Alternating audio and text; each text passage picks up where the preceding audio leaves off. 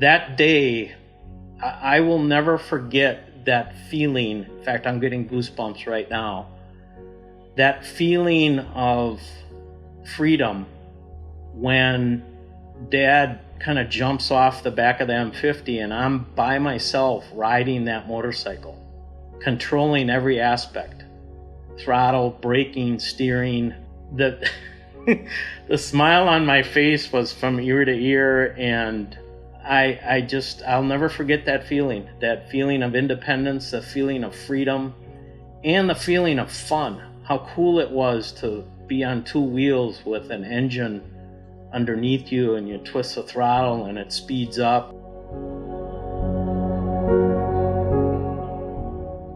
My name is Bill Davidson. I'm the great-grandson of one of our founders, William A. Davidson. My father, Willie G, was part of the company for 50 years, and I am currently our vice president of the Harley-Davidson Museum.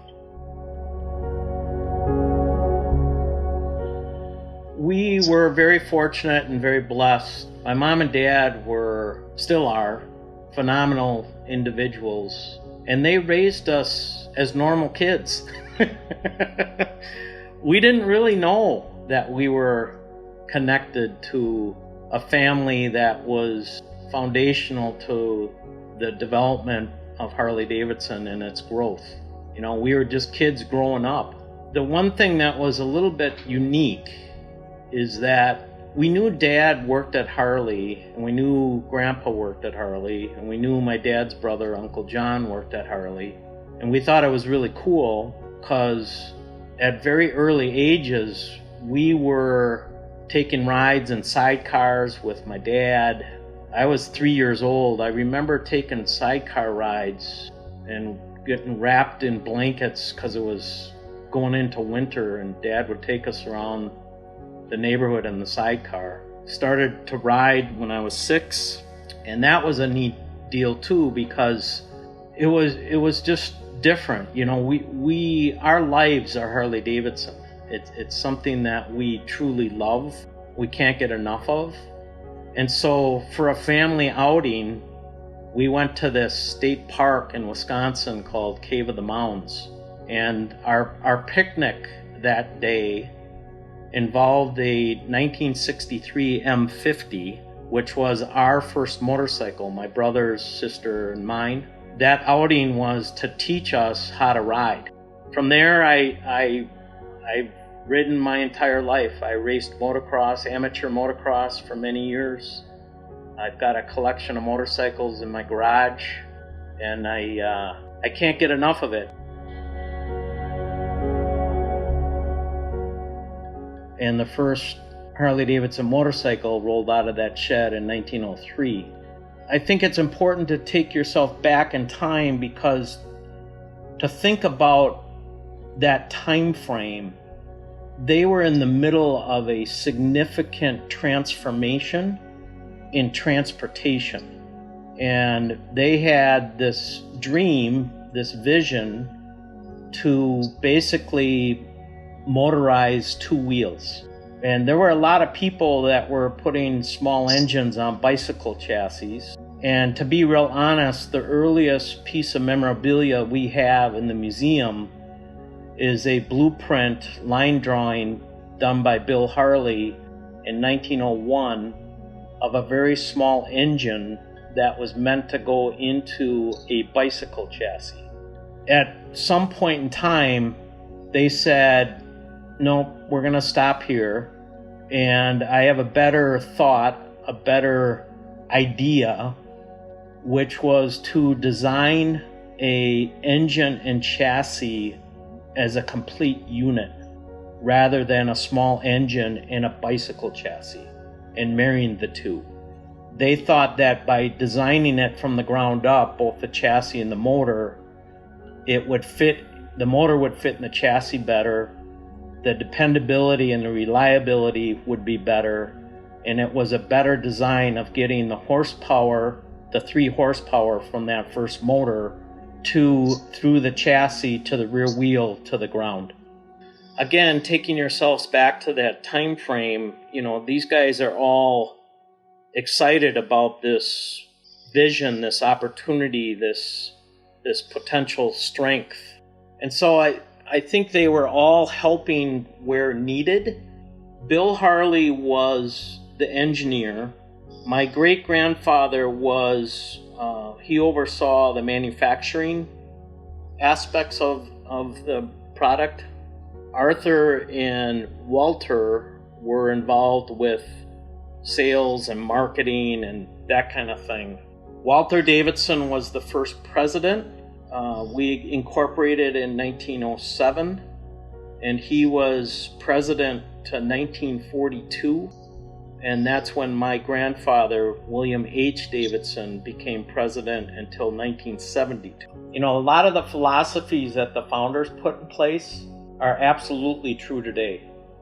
You know, the being close to the customer, understanding what the customers wanted or didn't want, making sure the customers were always happy, and if there were issues, resolving those issues as quickly as possible.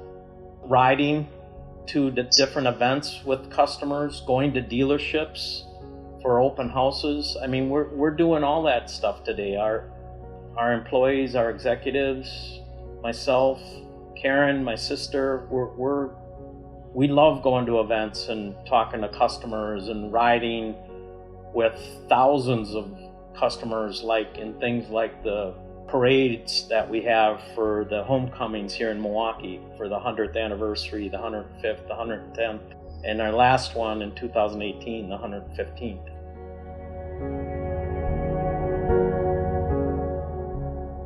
I joined the company in 1984. I joined to develop a corporate demo ride program because in 1984 we were really struggling as a company. 13 investors, including my dad, was one of the 13 that bought the company back in 1981.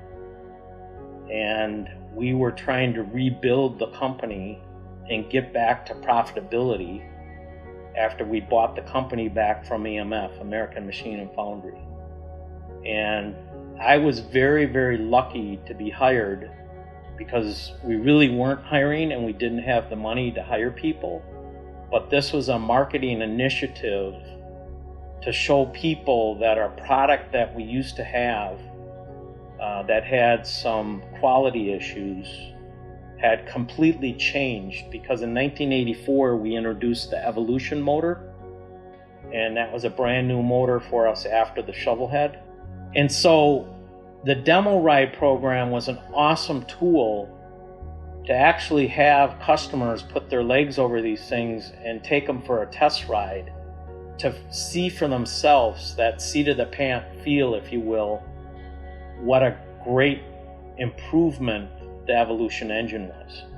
And we had to do it because our quality had suffered quite a bit and we were digging out. So I developed the demo ride program and I ran around the country for a couple of years giving our existing customers and potential new customers test rides on these bikes. And it was awesome because a lot of the people had a perception of the Harley-Davidson product as being inferior and didn't have good quality. And you put them on a new bike in 1984 and let them take it for a test ride, and they'd be coming back with smiles from year to year. You know, this is phenomenal. You guys did a great job. So it was a really positive environment and a lot of fun. From there, I moved into our sales promotions and advertising. I did our Motor Clothes catalog, design, layout, photo shoot.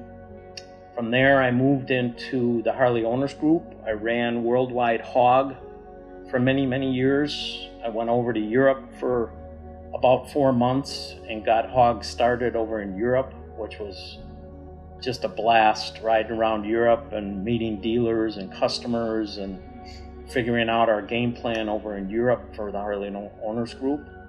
And then after the Harley Owners Group, I was asked to oversee our product planning process from a marketing perspective.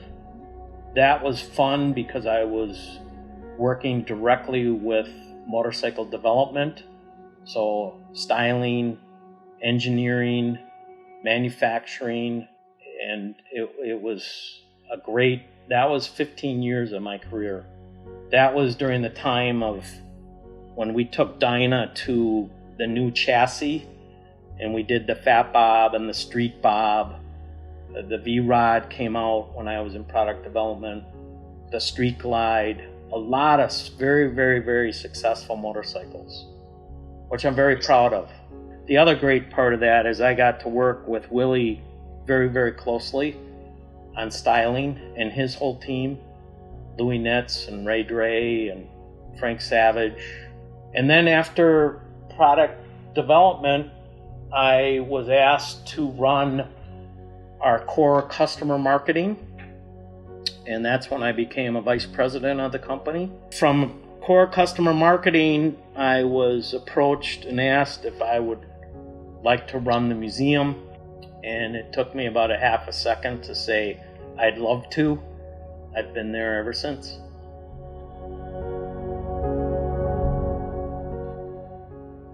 Obviously, society has changed. It was a lot different when I was starting on that M50 at the Cave of the Mountains State Park.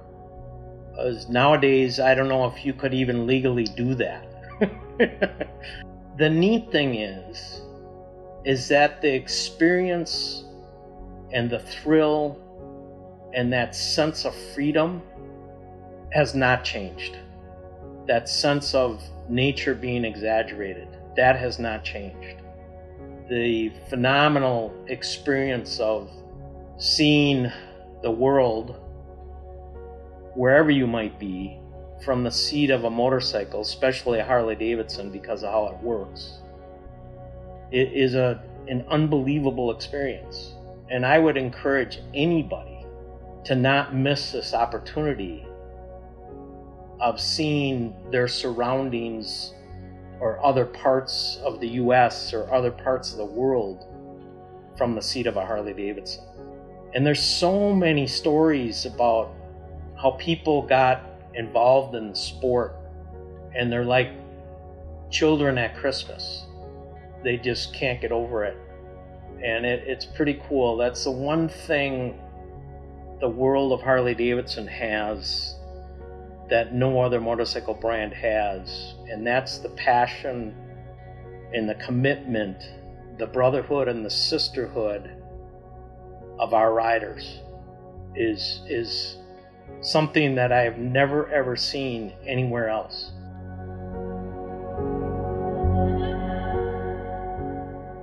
Certainly we have the richest heritage in the motorcycle industry. The different chapters, even before 1903, as I was talking about earlier, 1901, that oldest piece of memorabilia in the museum, all the way through to today. The stories, the hurdles we've had to get over, the successes we've achieved, the people that we have fulfilled dreams for, that giving them that experience of freedom and the open road and the thrill of it. It's amazing. And I truly believe that history is amazing. Every day that goes by is another day of history. And so to have this wealth of 117 years, all the memorabilia, documents, photos, advertisements, motorcycles, 117 years of that under one roof is pretty incredible. And what's even more incredible than the physical items are the stories about our employees, our dealers, and our customers related to all that memorabilia. It's an unbelievable wealth and value that the motor company has. And I can assure you there is not another motorcycle company in the world that has come and gone or that still exists that can talk to this level of depth about 117 years of continuous history. We all need to be very proud. You know, this Harley family of customers and dealers and employees, it's their museum, right? It's because over time they have helped make it available, make it happen. And so it's an honor for me and a real privilege to work with a talented team of people that oversee basically the soul and essence of our brand at that museum.